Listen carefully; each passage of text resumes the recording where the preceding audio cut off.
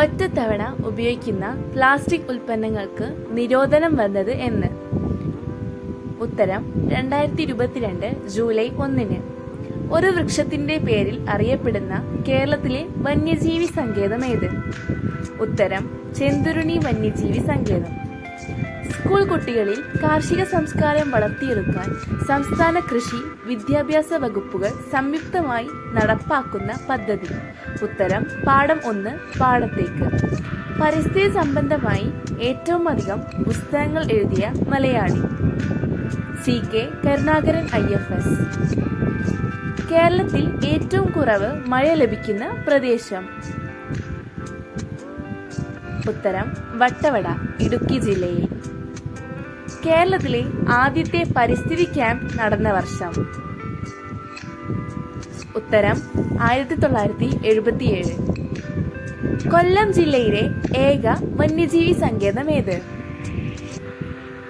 ഉത്തരം ചെന്തുരുണി. ഹോർത്തൂസ് മലബാറിക്കസിന്റെ ആദ്യ അധ്യായം ആരംഭിക്കുന്നത് ഏത് സസ്യത്തെക്കുറിച്ചാണ്? ഉത്തരം തെങ്ങ്. ഹോർത്തൂസ് മലബാറിക്കസും ഇട്ടി അച്യുതനും എന്ന പ്രസിദ്ധമായ മലയാള ഗ്രന്ഥത്തിന്റെ രചയിതാവാര്? ഉത്തരം ഡോക്ടർ KS മണിലാൽ. കേരളത്തിന്റെ പക്ഷികൾ എന്ന ഗ്രന്ഥത്തിന്റെ രചയിതാവ്? ഉത്തരം ഇന്ദുചൂടൻ. മലയാളികളായ പക്ഷി നിരീക്ഷകരുടെ ബൈബിൾ എന്ന് വിശേഷിപ്പിക്കുന്ന ഗ്രന്ഥം ഏത്? കേരളത്തിലെ പക്ഷികൾ. മലയാളത്തിന്റെ ക്രോമസോം വനിത എന്ന് വിശേഷിപ്പിക്കുന്നത് ആരെയാണ്? ഉത്തരം EK ജാനകി അമ്മാൾ.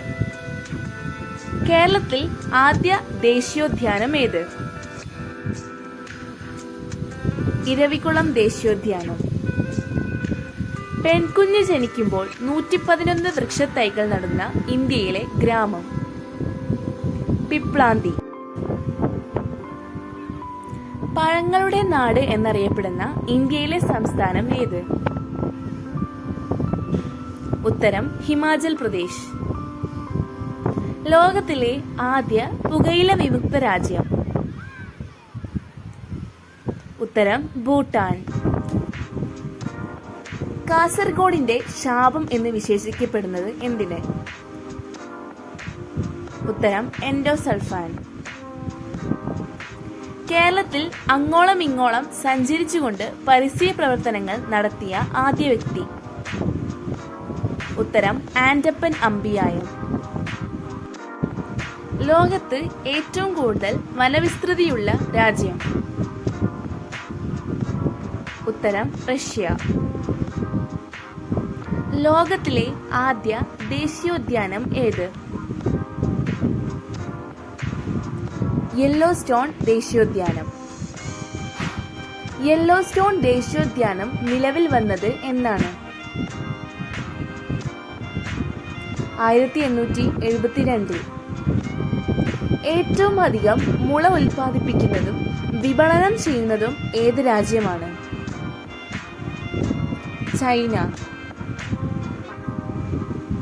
ഏറ്റവും കൂടുതൽ മുള ഉപയോഗിക്കുന്നത് ഏത് രാജ്യക്കാരാണ്?